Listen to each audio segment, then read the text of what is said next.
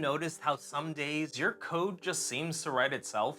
It's those rare moments when you're completely in the zone. But what if I told you that those peak performance moments, the ones where scientists call flow state, isn't just random luck? That's actually a trainable skill that you can tap into consistently.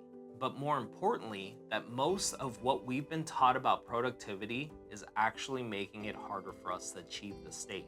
In the next few minutes, I'm going to show you exactly how to engineer these peak performance states at will. Not just once in a while, but reliably, predictably, and every single day. Let's start by breaking down what happens in your brain during those peak performance moments. You know the ones where you look up from your keyboard and suddenly 3 hours have passed. Neuroscientists call this state neural entrainment, where your brainwaves actually sync up to optimize for the task at hand. Now, for developers, this is where we write our cleanest code. We spot patterns instantly, and we solve those problems that have literally had us stuck for days. But here's the thing, your brain can only sustain this state for about 4 hours per day.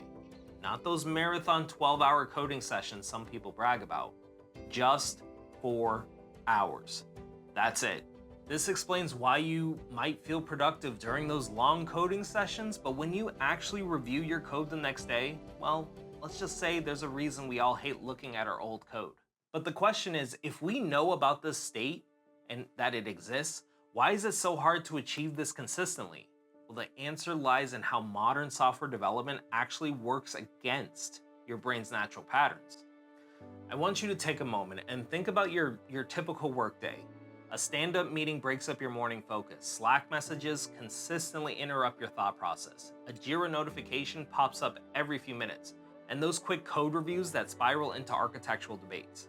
Each of these interruptions isn't just a momentary distraction.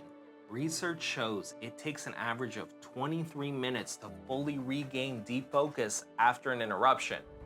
23 minutes. Take a moment and really think about how many interruptions you deal with each day. But here's where it gets really interesting. Elite developers aren't necessarily smarter or more talented. They've just figured out how to protect and cultivate these deep work states. This framework breaks it down into 3 key components. Instead of just blocking off focus time, you need to be strategic about when you schedule it. Your brain is typically most capable of deep work in 90-minute cycles. Your physical and digital workspace need to be optimized for deep work. This doesn't mean working in a cave, it means being frugal about who gets your attention. And the key to making this sustainable is having clear boundaries between deep work and shallow work modes. Now, when you first try this, it might feel uncomfortable. That's normal. Your brain has been trained for distractions. But I want you to just stick with one 90-minute session. That's all I'm asking. One session to prove to yourself of what you're capable of. So let's break this down into practical steps that you can apply right now or tomorrow. We're gonna start with time blocking with a purpose. Identify your peak mental hours. For most devs, that is first thing in the early morning, and block out 90 minutes of focus sessions. Stack your most complex programming tasks during these times, and move all of your meetings and more administrative tasks to that shallow work hour section. But here's the key that most people miss. You don't need to find huge chunks of time. Even one 90-minute deep work session per day can dramatically change your output. Next, we're gonna look into your environment design. I want you to set up a deep work profile in your IDE. Disable all notifications during these focus sessions, and use noise-canceling headphones if you are in an office, even if it doesn't play music. And finally, we have the reset rituals. Start each deep work session with a clear objective. We need to have a mindset of what you want to accomplish during the session. And then end each session by documenting where you want to pick up next. Take actual breaks in these sessions. Trust me, your brain needs these. Now, I know what you've been thinking. This all sounds great in theory, but what about real-world constraints? What about when production is down, or when you have that manager who wants to just do a quick sync?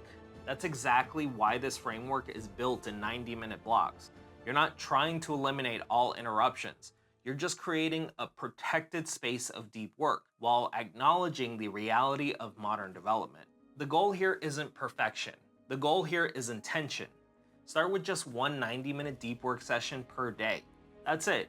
One session where you can fully focus on your most important programming task. You know what's amazing about this approach? It's not just about getting more done. It's about ending each day feeling accomplished instead of exhausted. It's about having the energy left for the things that actually matter outside of code. Because honestly, here's what I really want for you. It's not to be just a more productive developer, but to be a happier one. To rediscover that feeling that made you fall in love with programming in the first place. So start tomorrow. Just one 90-minute session. That's all it takes. I'll be rooting for you. Drop a comment below about your biggest focus challenge. I read every comment and I am here to help you succeed. And if you found this helpful, hit that subscribe button for more evidence-based developer productivity tips that actually work in the real world.